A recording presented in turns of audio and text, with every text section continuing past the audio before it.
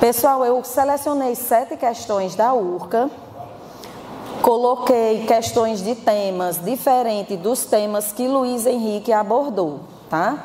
Então, vocês vão encontrar aí genética, vocês vão encontrar embriologia, biologia, bioquímica da célula e deixa eu ver o que foi mais que eu coloquei, evolução. Então, são assim, e metabolismo energético, né? Fotossíntese. São questões de conteúdos que se repetem na URCA e que a gente vê na sala de aula que uma boa parte da turma tem dificuldade, tá? Então, a gente vai trabalhar com esse tipo de questão, certo? A primeira questão, por exemplo, ela vai trabalhar genética, tanto a primeira como a quinta questão. Então, a gente vai fazer uma revisãozinha rápida desse tópico, das 2 questões, e em seguida a gente vai para as questões, tá certo? Então, vamos lá.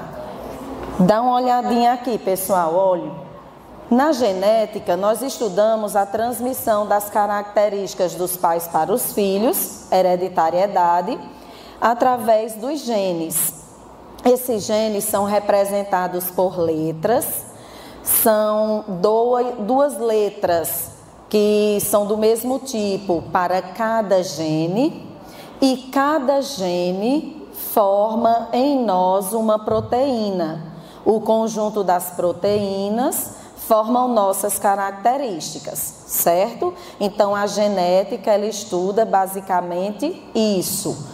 Nas questões que eu selecionei para vocês, tem um tópicozinho da genética que é bem importante, que são os tipos de herança. Então, nós temos herança de 4 tipos, que eu coloquei aqui no resumo, mas eu quero que vocês observem primeiro aqui o quadro, tá? Então, entre esses tipos de herança, eu vou destacar 2. Que são aqueles que a gente utiliza mais nas questões. É a herança que nós chamamos de autossômica e a herança que nós chamamos de sexual. A herança autossômica é aquela cujo gene se manifesta em mesma proporção em homens e mulheres. Resumindo, na herança autossômica, os genes ficam em cromossomos comuns a homens e mulheres. Por isso que ele vai dar a mesma proporção, certo? Essa herança autossômica, ela pode se manifestar de 2 formas. Ela pode ser de uma forma dominante e de uma forma recessiva. Na forma dominante, basta um alelo para que aquela expressão aconteça, para que esse gene se expresse, tá? Então, aqui eu tenho genes dominantes e genes recessivos. E a expressão desse gene, vai ser com apenas um alelo, ou 2, é claro, e na recessiva, somente com 2 alelos. E aí, a gente tem alguns exemplos. Vocês não precisam decorar todos os exemplos. Os exemplos são ilustrações que a gente usa na genética, tá? Então, veja, ó, no dominante, por exemplo, eu vou ter a cor escura do olho. O meu olho, por exemplo, ele tem uma cor escura, significa que eu herdei de meus pais pelo menos um alelo dominante. Sendo assim, eu que tenho essa característica dominante, posso ser Czão ou Czinho. Já na característica recessiva, eu preciso ter, para que ela se expresse, 2 alelos. Então, como exemplo, eu vou utilizar aqui o albinismo, que é a ausência total de melanina no corpo. Então, a pigmentação normal é dominante, o albinismo é recessivo. Para uma pessoa nascer albina, ela precisa ter herdado de seus pais 2 alelos iguais. Então, é o primeiro tipo de herança que a gente revisou. Segundo tipo, herança sexual. Na herança sexual, eu vou ter 3 subtipos. O primeiro subtipo, ligada ao sexo.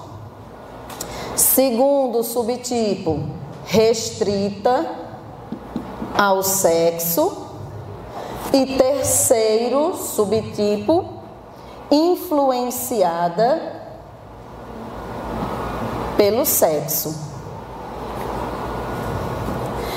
Na herança ligada ao sexo, o gene vai ficar localizado sempre no cromossomo sexual X, no caso dos humanos, tá? Então, a gente vai pegar aqui o exemplo dos humanos. Então, nesse caso, a ligada ao sexo vai ficar em X. X tanto está no sexo masculino como no sexo feminino. No sexo masculino, eu só vou ter um X. No sexo feminino, 2. Restrita ao sexo está em Y. Onde é que eu tenho Y na espécie humana? Só nos homens. Então, só os homens vão ter essa característica. Por exemplo, a hipertricose auricular, que é o pelo excessivo saindo da orelha, só os homens têm. Os testículos, só os homens têm. Então, está aqui no cromossomo sexual Y. O pai passa essa característica para seu filho, certo? Influenciada pelo sexo.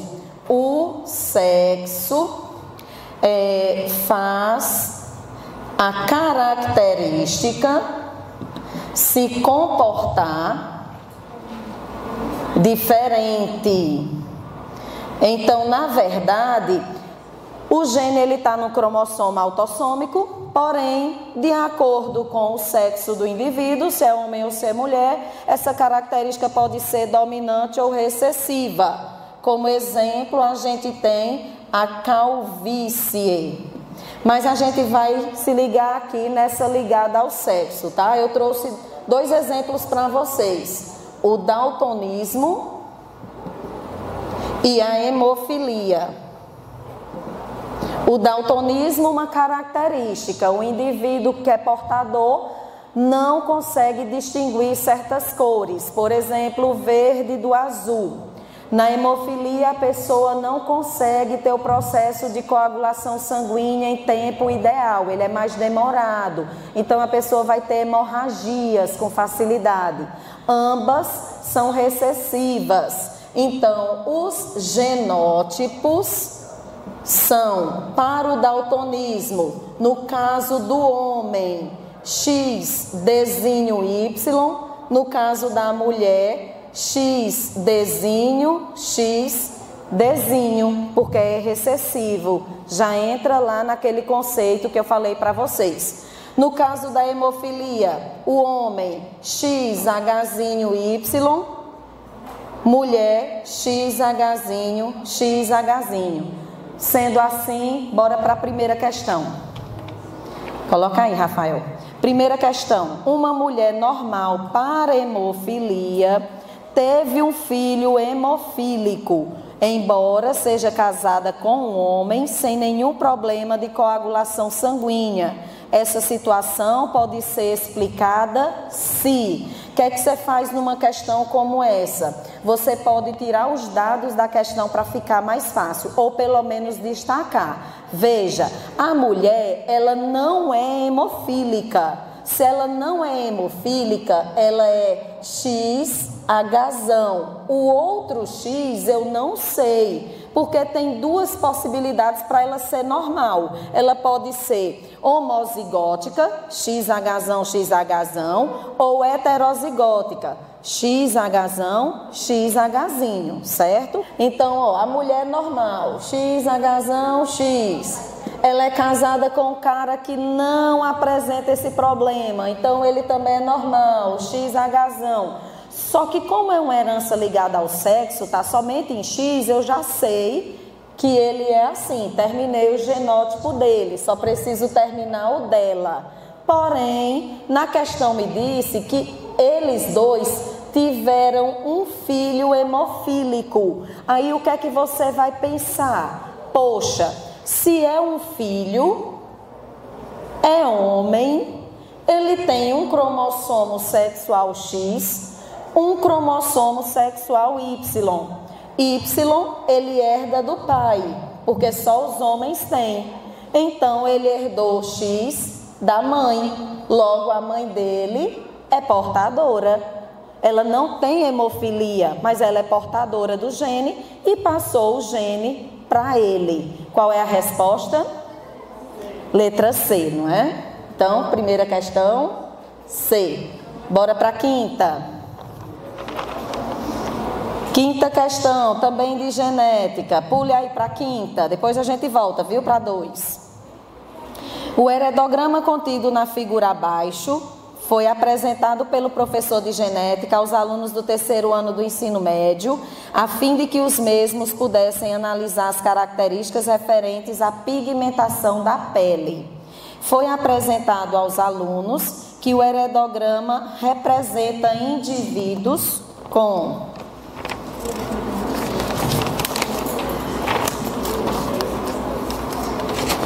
pigmentação normal e afetados. O afetado é o albino, não é? A gente até já falou hoje sobre isso.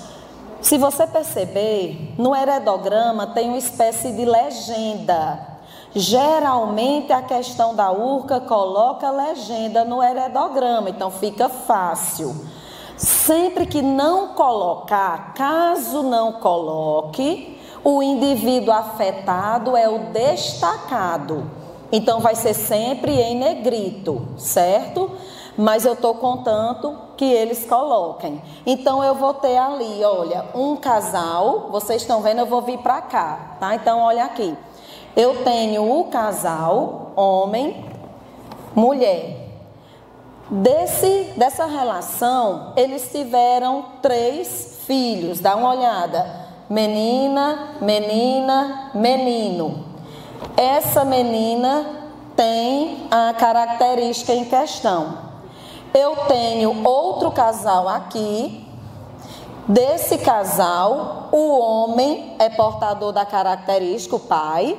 E entre os filhos, eu vou ter menina e menino.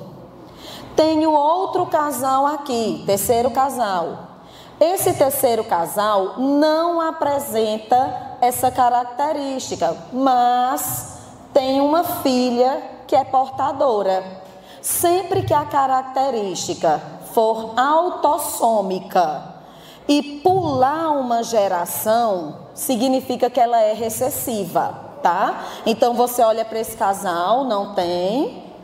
Nasceu uma menina deles que tem. Então essa característica é recessiva. Se essa característica é recessiva, eu já sei que esses dois aqui são heterozigóticos. São portadores do alelo, só tem um alelo, por isso que não se manifestou. Os dois se uniram na criança e a criança tem a característica.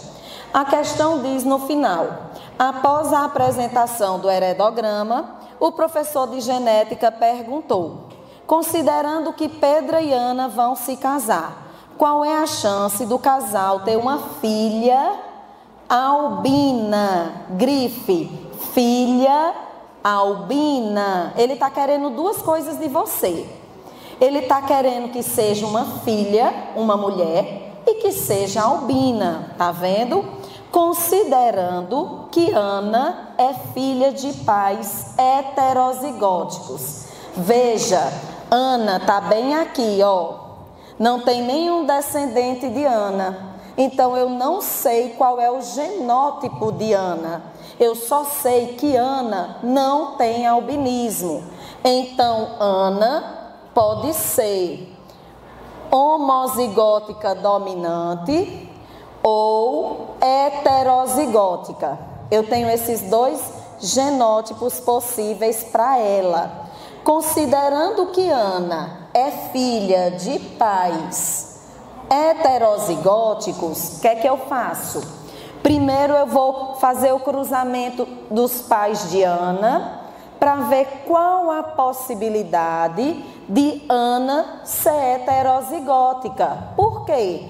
Porque se Ana for homozigótica dominante, a filha dela não nasce albina, certo? Então ela tem que ser assim. Aí o que é que eu faço? Ó, azão, azinho são os pais de Ana, tá? E aí eu vou cruzando os alelos. Azão, azinho. Separo com uma vírgula, um pontinho, venho pra cá, ó. Azão, azinho. Ana não é albina. Então, essa possibilidade não existe. Ela não é albina, ela tem pigmentação normal da pele. Qual é a possibilidade de Ana ser heterozigótica? 2 entre 3 chances. Então, a possibilidade de Ana ser assim é de 2/3. Isso para Ana ser heterozigótica, para Ana poder ter uma filha albina. Agora eu vou pensar, Ana sendo heterozigótica, qual é o genótipo de Pedro? Dá uma olhada onde Pedro está. Pedro não é albino, tá vendo? Pedro é filho de um pai albino com uma mãe que não é albina. Então, Pedro, vamos colocar aqui o dele, ó. Pedro herdou azão, ele tem pigmentação normal, mas como ele é filho de um pai albino, obrigatoriamente ele herdou um alelo do pai dele, que é albino. O pai dele é assim, ó. Então, ele herdou um alelo do pai dele. Então, tá aqui, ó, Pedro é heterozigótico. Aí, o que é que tu vai pensar? Tu tá lá na Urca, um monte de questão para resolver. Tu tem 2 caminhos. Ou você faz novamente o cruzamento, Ana e Pedro, ou você usa o cruzamento que você já fez. Então, vamos usar o que a gente já fez. Sendo assim, qual é a possibilidade da filha de Ana e Pedro ser albina? Para ela ser albina é assim, ó, azinho. Qual é a possibilidade para que ela seja albina? 1 entre 4 possibilidades, concorda? Então, 1/4. O que é que eu faço? Para a filha deles ser albina, 1/4 de chance, Ana precisa ser heterozigótica, 2/3 de chance. Multiplico. Por que eu multiplico? Porque na genética tem uma regrinha chamada regra do E. É uma condição. Para que nasça uma filha albina, Ana tem que ser heterozigótica.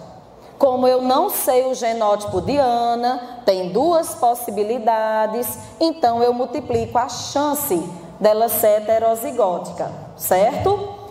Terminou aí? Não, é filha. Ele não diz uma criança, ele está dizendo o sexo da criança. E na genética, a gente nasce homem ou nasce mulher. Se nascer homem, 1/2. São 2 possibilidades, homem é uma delas. Nasceu mulher, meio, duas possibilidades, uma delas é ser mulher. Então, eu vou e multiplico por 1/2. Multiplicando aqui, eu vou ter 2 vezes 1, 2 vezes 1, 2. 3 vezes 4, vezes 2, vezes 2, 24. Simplificando, 1/12. E aí, a resposta vai ser qual letra? Letra B de bola. Foi difícil? Foi não, foi fácil, não foi? Super fácil, tá? Então, nada de ficar desestimulado com as questões de genética da URCA, são fáceis. Não deixa de fazer. E olha, se vier um heredograma, faça que é fácil. É o gráfico da genética, é a imagem da genética, tá certo? Bora para a próxima. O próximo tema é embriologia. Vocês lembram desse tema? Quem é do 3º ano estudou no 9º ano. Quem é do 2º ano não estudou no 9º ano, porque na época do 9º ano não tinha mais, né? Mudou a grade curricular. Mas estudou no 1º ano. Então, essa segunda questão, ela tem o tema da embriologia, que é o estudo do desenvolvimento embrionário. O que é que você precisa saber? Primeiro, que o embrião, para que ele se forme e forme o indivíduo adulto, ele passa por etapas. Então, a primeira coisa que você tem que conhecer ou lembrar são as etapas da embriologia. A gente vai aqui destacar a embriologia animal, tá? Então, é o embrião dos animais que nós estamos estudando. Quais são as etapas? Pense um pouquinho. Para o novo indivíduo se formar numa reprodução sexuada, o que é necessário acontecer? Na reprodução sexuada, é preciso acontecer o quê? Não sabem? Pelo amor de Jesus. O que é que precisa acontecer? Primeira opção, dividir suas células. Divisão binária. Segunda opção, fragmentação, pedaço do organismo dele se soltar e dar origem a um novo indivíduo, brotamento. Ou letra C, fusão dos gametas. Qual é? Fusão dos gametas. Então tá aqui o espermatozoide de papai e o óvulo de mamãe. Um dia eles se uniram e formaram primeira célula. Essa primeira célula, pessoal, a gente chama de zigoto. Ela dura algumas horas, porque depois de algumas horas, essa primeira célula se divide em 2, 4, 6 e assim por diante, e forma um bolo de células chamada de mórula. Essa mórula forma uma cavidade e aí dá origem à blástula. Essa blástula, com essa cavidade agora, origina tecidos diferentes, gástrula, e essa gástrula dá origem aos primeiros sistemas do animal, especialmente sistema digestório e sistema nervoso, que são os dos primeiros. E a gente chama de neurula por conta do sistema nervoso em formação.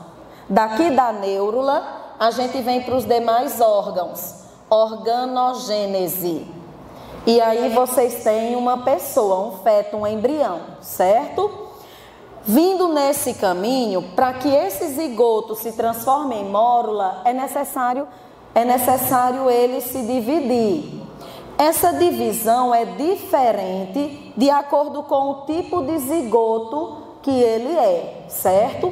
Esse zigoto, que a gente também chama de célula-ovo, pode ter muita substância de reserva, para que antes, no caso dos mamíferos placentários, antes de chegar no útero ele fique vivo, reserva energética, ou ele pode ter pouca reserva energética. E aí, esse ovo ou zigoto é classificado de forma diferente. Olha aqui. Na imagem, vocês têm 4 tipos de ovos. O primeiro é chamado de oligolécito. Oligo significa pouco. Pouco o quê? Substância nutritiva, que é o vitelo. Então, quanto ao vitelo, o ovo pode ser oligolécito. Pouco vitelo. Tá? Esse vitelo é um lipídio, substância de reserva energética para que a célula ovo sobreviva. Antes de chegar no útero, existia uma placenta e ele sugar o alimento que vem via corrente sanguínea da mãe, tá bom? Então, pouco vitelo. Depois eu vou ter o segundo ali, que é o mesolécito. O mesolécito ele vai ter mais ou menos um pouquinho mais de vitelo. E por ele ter mais vitelo, dá uma olhada como é que o vitelo fica. Olha na imagem. Se aglomerou mais de um lado do que do outro. Esse lado, volta para lá. Esse lado que tem muito vitelo, ele é chamado de polo vegetativo da célula. O lado que tem pouco vitelo, que está o núcleo, é o polo animal. Quando essa célula se dividir, o polo animal vai se dividir primeiro do que o polo vegetativo, porque tem menos vitelo. Resumindo, quanto mais vitelo tiver, mais demorada será a divisão celular, certo? E aí depois eu vou ter o megalécito e por fim, o último tipo aqui, centrolécito. Agora olha na imagem, o nome ele está te dando a dica do que é que tem nele. Célula com mais ou menos vitelo, célula com muito vitelo, célula com vitelo em volta do núcleo. Dá uma olhada na imagem. Olha aqui o vitelo em volta do núcleo. Tá vendo? Aonde que eu tenho isso aqui? Para a prova da URCA vocês têm que memorizar. Dá uma olhada. Se o animal é mamífero placentário, ele vai se desenvolver dentro do útero e se alimentar via placenta. Pensa, ele precisa de muito vitelo ou pouco vitelo? Pouco. Então, nosso ovo é oligolécito. Então, esse daqui, ó, é típico dos mamíferos placentários. Mas não é só o mamífero placentário. Mamífero placentário, a maioria dos moluscos, platelmintos, nematelmintos, quinidários, são assim, tá? Já esse outro aqui, que é o ovo, que vai ter mais ou menos vitelo, já com polozinho diferente, mas não em tão grande quantidade, é o ovo típico dos anfíbios, certo?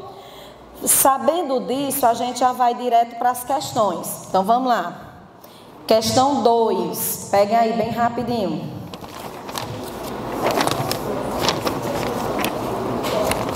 A questão diz o seguinte: as células ovo zigoto de praticamente todas as espécies animais armazenam substância nutritiva no citoplasma, na forma de grânulos de vitelo, constituídos por uma mescla de proteínas e lipídios. Com base na quantidade de vitelo e distribuição do vitelo, identifique como verdadeira ou falsa. Ovos oligolécitos apresentam quantidade relativamente pequena de vitelo, Oligo é pouco, então tá verdadeiro até aí. Distribuída de forma mais ou menos homogênea, sim. Sempre que for pouco, a distribuição é homogênea. Vocês viram lá na imagem, era por igual, os grãozinhos estavam todos em volta, em todas as partes da célula, tá? Então, igual. Tá verdadeiro a primeira. 2.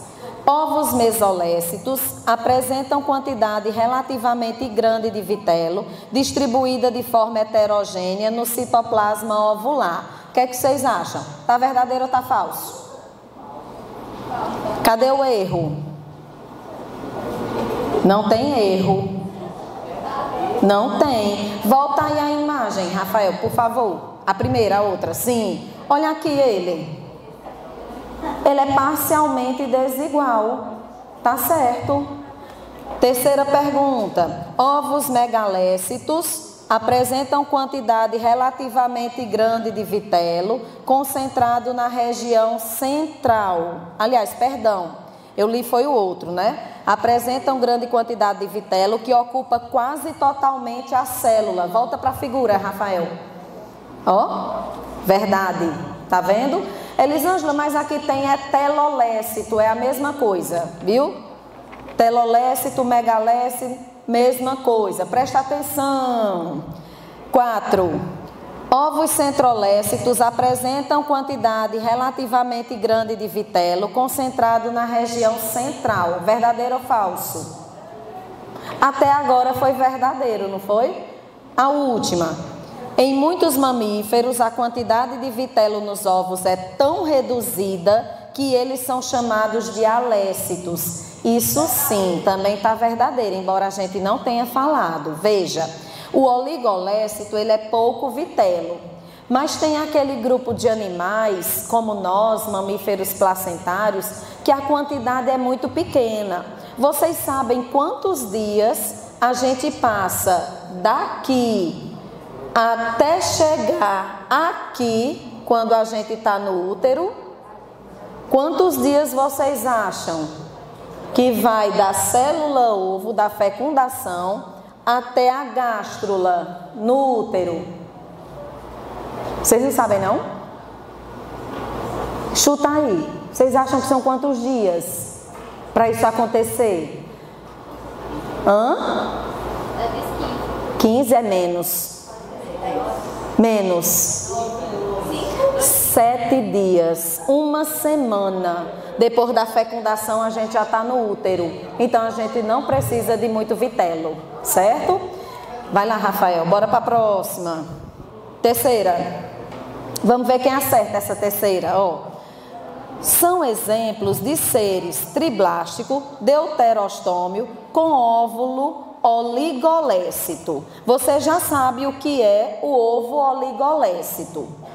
Quais desses aí são oligolécitos? Quais são? Eita, apaguei aqui. Deixa eu ajeitar. Quais são, hein?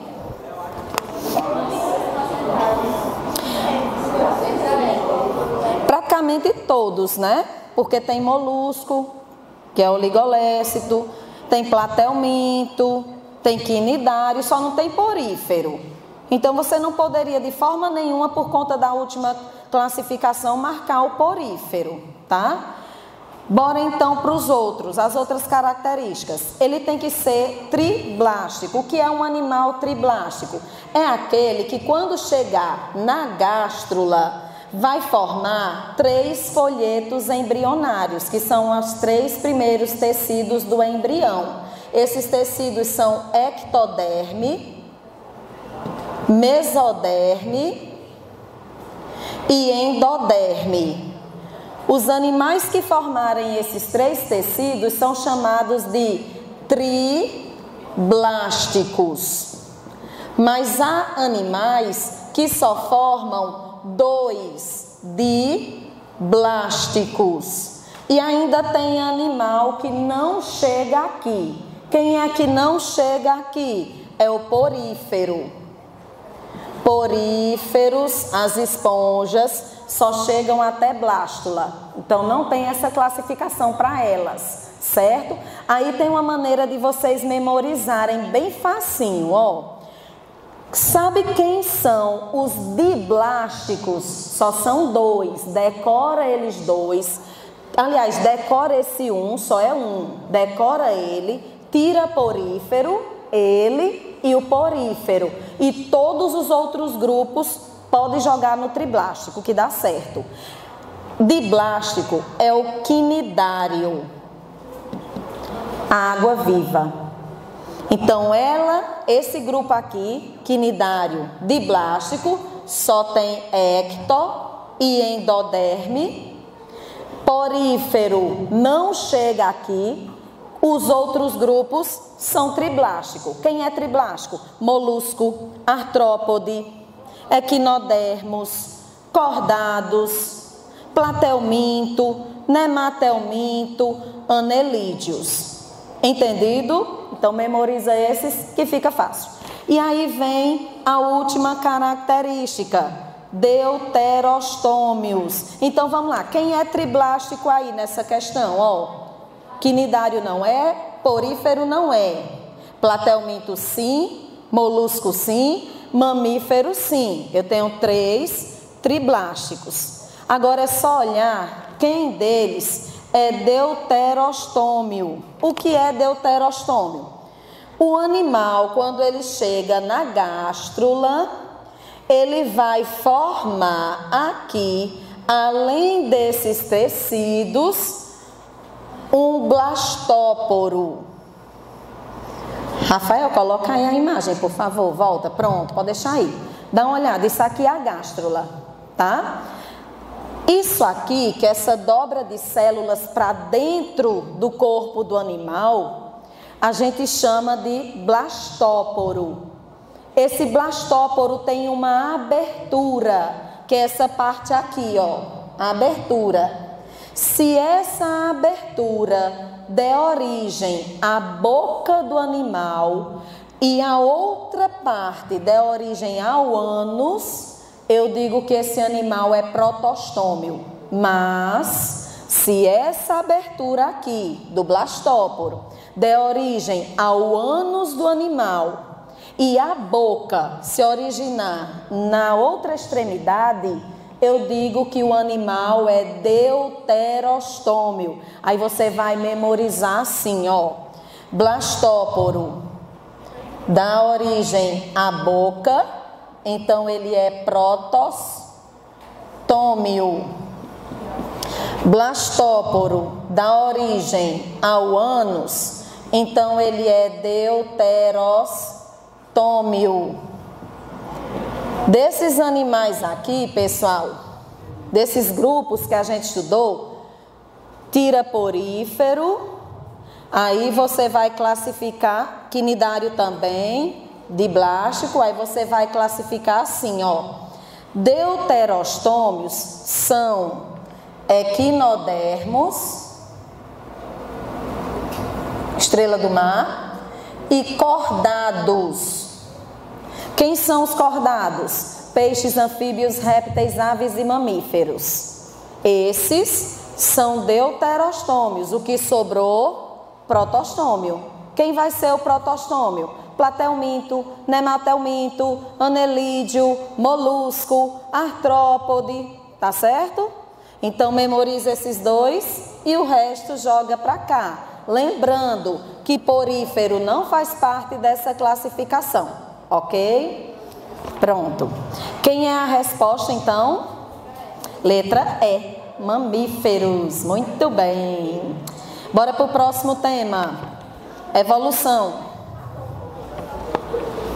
Queridinho de todo mundo, evolução. Da URCA, do Enem, da escola, né? De todo mundo. Evolução é fundamental. A gente estuda desde o 9º ano, evolução. Vocês lembram disso? Desde o 9º ano, né? Então, olha só. Sobre a evolução dos seres vivos, o que eu preciso lembrar? Primeiro, as teorias evolucionistas que falam da origem do primeiro ser vivo na Terra. Existem algumas ideias mais relevantes, são elas: primeiro, criacionismo, mas eu vou marcar porque ela não é uma teoria científica, é religiosa, tá? Depois eu vou ter a panspermia, que está ganhando força dentro da ciência. Segundo essa ideia, o primeiro ser vivo era como uma bactéria, foi trazida por um meteoro que se chocou com o planeta Terra. E aí nós seríamos descendentes dessa bactéria extraterrestre. Então é a panspermia. Por que ela está ganhando força? Porque foram detectados bactérias extremófitas no espaço. E aí, por conta da presença dessas bactérias extremófitas, essa ideia tem ganhado força, mas não é a mais aceita. Qual é a mais aceita? Essa aqui, ó. Teoria da evolução química. Essa teoria aqui foi proposta por Oparin e Haldane. E foi mais tarde confirmada por um experimento de Stanley Miller. Segundo essa ideia, havia uma atmosfera primitiva com vapor de água, com gás hidrogênio, com metano, com amônia, entre outros, certo? E esses gases aqui teriam sofrido a radiação ultravioleta do Sol, com raios, descargas elétricas de tempestades que aconteciam o tempo todo, se separaram, caíram no mar primitivo, aqui teriam dado origem a moléculas orgânicas. Essas moléculas orgânicas teriam dado origem a coacervados, que seria o aglomerado delas, isolado por uma película de lipídio. E esses coacervados teriam dado origem às primeiras células. E assim teria surgido o primeiro ser vivo na água, tá bom? É a teoria da evolução química de Oparin e Haldane. Além deles, quem é que vocês precisam lembrar? Dos dois defensores da evolução mais comentados em todos os tempos. Vocês sabem quem são? E Lamarck. Quem veio primeiro, Darwin ou Lamarck? Lamarck. Lamarck veio primeiro.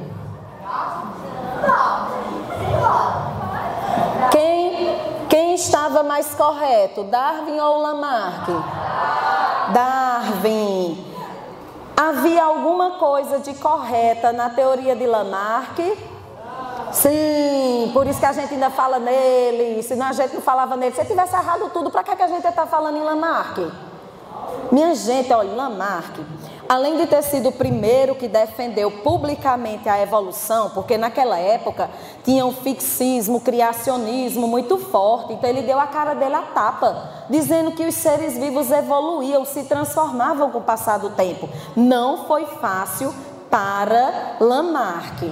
Só que Lamarck atribuiu a evolução, transformação dos seres vivos, uma ação ativa, uma participação ativa do ambiente. Então ele acreditava que o ambiente, de forma ativa, proporcionava a adaptação dos indivíduos.